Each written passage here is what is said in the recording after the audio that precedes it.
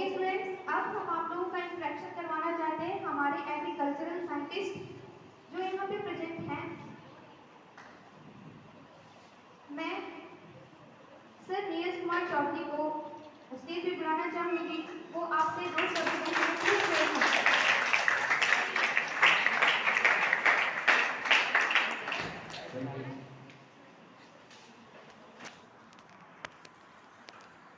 Respected Vice Principal, teachers, my dear colleagues, dear students. सबसे पहले मैं इस नवोदय विद्यालय के उपप्राचार्य को आभार व्यक्त करना चाहूँगा कि एक सामान्य निवेदन पे कि सर मैं इस विद्यालय में आना चाहता हूँ, उन्होंने सहमति प्रदान की और आज हम लोग अधौड़ा प्रखंड से चलते रामगढ़ प्रखंड इतनी दूर आपके विद्यालय में आए हैं। हम किसी विज्ञान केंद्र की तरफ से आप समस्त परिवार के आभारी हैं।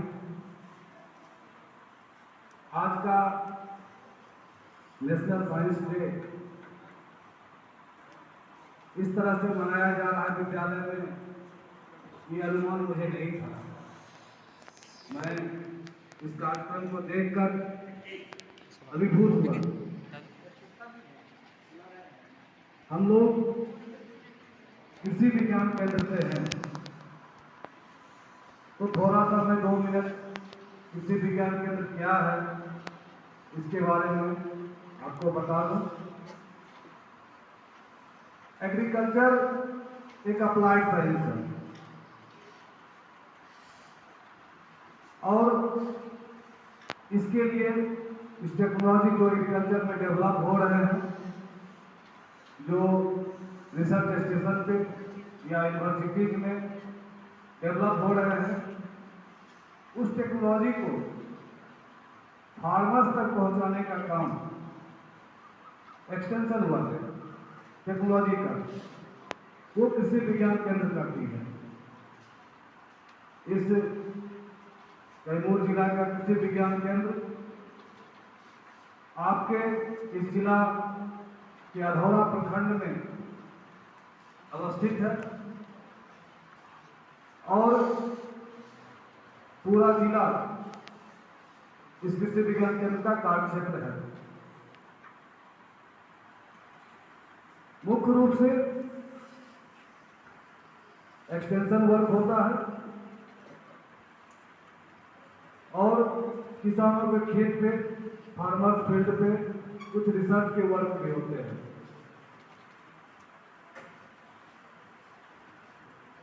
आज एग्रीकल्चर के सामने 2 चुनौतियां हैं। आप लोग कल के भविष्य हैं। निश्चित रूप से शैक्षणिक योग्यता के साथ साथ जो हमारा आधारभूत संरचना है उसके बारे में भी जानना आवश्यक होता है। एग्रीकल्चर के बिना हम लोग सर्वाइव नहीं कर सकते हैं, ये सत्य है, क्योंकि हम लोग का बेस एग्रीकल्चर है। तो जानना भी जरूरी है क्या समस्याएं हैं। समस्याएं 2 तरह की हैं। एक, हमें उत्पादन बढ़ाना है, इस बढ़ती जनसंख्या को इसके लालन पालन के लिए उत्पादन बढ़ाना जरूरी है। और दूसरा, इसके साथ साथ पर्यावरण को भी संरक्षित रखने की आवश्यकता है। जो हमारा पारंपरिक कृषि था उसमें पर्यावरण संरक्षित थे, लेकिन विज्ञान का विकास निश्चित रूप से विकास की गति को तेज करता है। हम लोग तीव्र गति से आगे बढ़ना शुरू किए। 1966-67 आप लोग भी जानते हैं, कृषि में क्रांति आई, हरित क्रांति। उसके बाद से हम लोग का रफ्तार बढ़ते ही चला गया। अधिक से अधिक उत्पादन कैसे हो, इस दिशा में हम लोग तेजी से आगे बढ़ने लगे। हम लोग ये भूल गए कि आने वाला समय हो सकता है इसका कुछ साइड इफेक्ट भी हो, और वो दिखने लगा।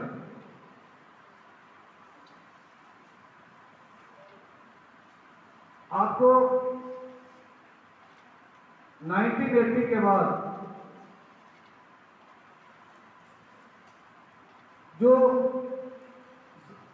समस्याएं सामने आ रही हैं, उसमें तीनों स्तर पे एग्रीकल्चर जमीन से जुड़ा हुआ है, तो मिट्टी में भी समस्याएं दिखने लगी। जो एक्टिविटी हम फील्ड पे करते हैं, खेत पे करते हैं, जो केमिकल यूज करते हैं, उसका दुष्प्रभाव हम लोगों के शरीर पे दिखने लगा। जो हमारे इकोसिस्टम है, जिसमें बहुत सारे बेनिफिशियल ऑर्गेनिज्म थे, उनका दिन प्रतिदिन खराब होते गया और इकोसिस्टम इम्बैलेंस होते चला गया। ऐसी परिस्थिति में हमें पर्यावरण को देखते हुए कृषि को आगे बढ़ाना है, खेती को आगे बढ़ाना है, उत्पादन बढ़ाना है। साथ ही साथ एक बड़ा समुदाय जो एग्रीकल्चर से जुड़ा हुआ है, उनके लिए रोजगार के अवसर का सृजन भी करना है। तो खेती दो तरीके से, एक उत्पादन और दूसरा रोजगार का सृजन,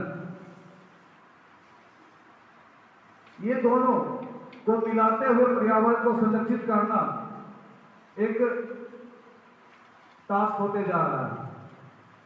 कैसे किया जाए?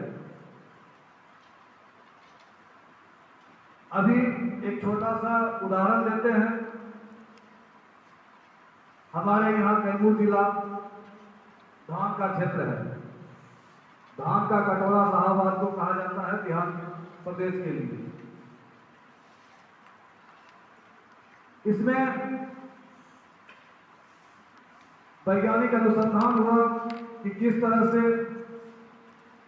ड्रेनेज इंस्टॉलेशन किया जाए, श्रम कम लगे और काम ज्यादा हो।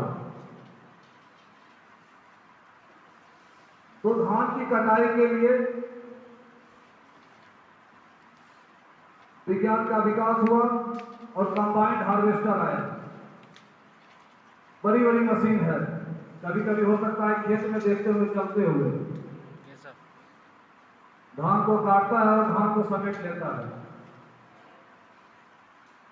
लेबर प्रॉब्लम किसानों के साथ हो रही है, इसका समाधान आ गया, हार्वेस्टर निकल गया।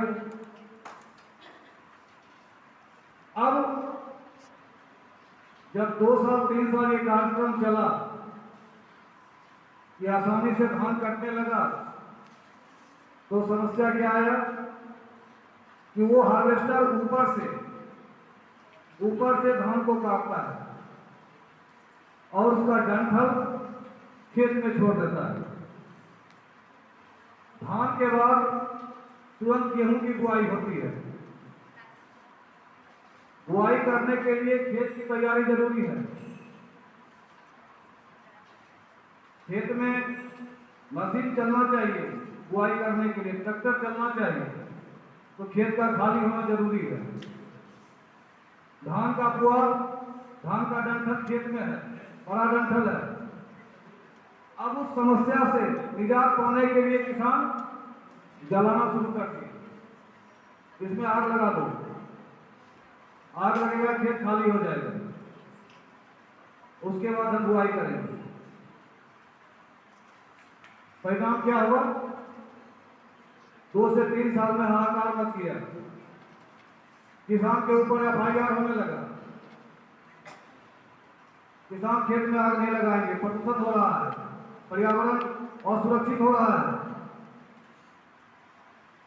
तो साइंस ने कंबाइन का आविष्कार किया, लेकिन उस समय वो नहीं सोचा इस तरह से काटेंगे तो फिर इसका आगे क्या रेमेडी होगा, कैसे किसान खेत से उस धान को हटाएंगे, उस डंठल को हटाएंगे। तो साइंस रफ्तार को तेज कर रही है, लेकिन इसके साथ साथ विकल्प भी जरूरी है। पर्यावरण को ध्यान में रखना बहुत जरूरी है। डेवलपमेंट निसंदेह आवश्यक है, लेकिन जीवन उससे ज्यादा आवश्यक है। जीवन को संरक्षित रखने के लिए टेक्नोलॉजी का डेवलपमेंट इस ध्येय को ध्यान में रखते हुए होना चाहिए। तो जो सामने परिस्थिति है जिसमें उत्पादन बढ़ाना है, आमदनी दुगनी करनी है, रोजगार का सृजन करना है, पर्यावरण को संरक्षित करना है, ये सारा मैंडेट अभी के समय में एक साथ एग्रीकल्चर से जुड़ा हुआ है। वैज्ञानिक दिन रात लगे हुए हैं, समाधान कैसे हो इसका, और रोज कुछ न कुछ कार्य हो रहा है इस पर।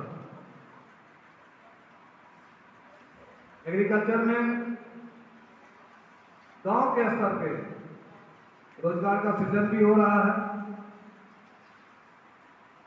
कुछ ऐसे कृषि से संबंधित व्यवसाय हैं जिसे ग्रामीण स्तर पे किया जा रहा है। इसका उल्लेख हो सकता है कुछ आपके सिलेबस में भी हो, जैसे बी कीपिंग, मधुमक्खी पालन, मशरूम उत्पादन, इनकम जनरेटिंग एक्टिविटी है। ये सब जो कृषि से जुड़ा हुआ रोजगार है, इसको किसान कर रहे हैं। नए नए मॉडल डेवलप हो रहे हैं। इंटीग्रेटेड फार्मिंग सिस्टम IFS, एक साथ कोई एक एकड़ का जमीन है, प्लॉट है, उसमें डिफरेंट काइंड ऑफ इंटरवेंशन को हमको इंक्लूड करना है। और इंटरवेंशन इस तरह का हो कि एक इंटरवेंशन दूसरे इंटरवेंशन को सहयोग करे। जैसे आप समझिए, तालाब में मछली है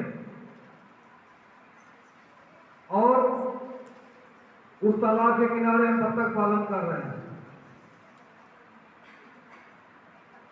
बत्तख तालाब में जाएगा, उसके पानी को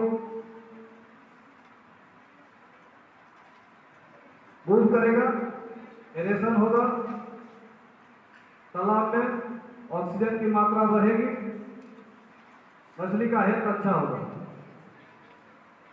बत्तख का एक्सरसाइज होगा, फीड मिलेगा। तो एक दूसरे का दोनों सहयोग कर रहे हैं। मशरूम की जैसे बात करें तो जो धान के अवशेष हैं, जो गेहूं के अवशेष हैं, उसके भूसा, उससे तैयार होता है मशरूम। और महसूल तैयार होने के बाद उस बंडल को फिर से हम कंपोस्टिंग करते हैं और वो तैयार कंपोस्ट फिर खेत में चला जाता है और उस कंपोस्ट से फिर धान की खेती होती है। ये जो एक साइकिल है, इसमें एक इंटरवेंशन दूसरे इंटरवेंशन को सहयोग करता है। तो इस तरह से कार्यक्रम को ध्यान में रखते हुए अभी के समय में कार्य करने की आवश्यकता है। रोज दिन प्रतिदिन अभी का जो समय चल रहा है, हम केमिकल्स की तरफ बढ़ रहे हैं। बार बार इसमें हो रहा है कि आप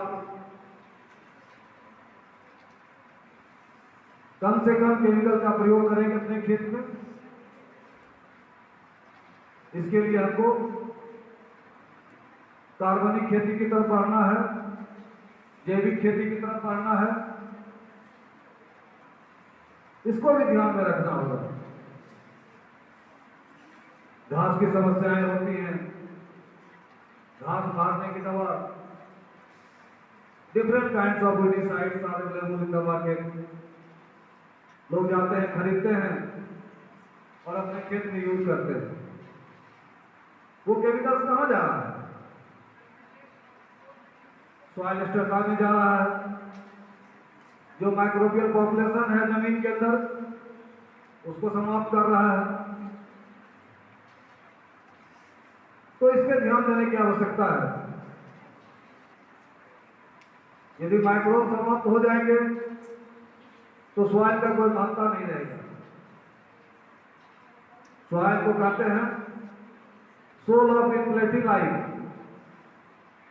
सोल ऑफ इनफ्लाइट लाइफ, अनंत आत्माओं का ये सम्मिश्रण है सॉइल। यदि इससे माइक्रोब्स निकाल दिया जाए तो मिट्टी मिट्टी नहीं है। तो माइक्रोब्स को बचाना भी हमारा काम है और हेल्थ हैजार्ड को भी ध्यान में रखना है। नुकसान कम से कम हो।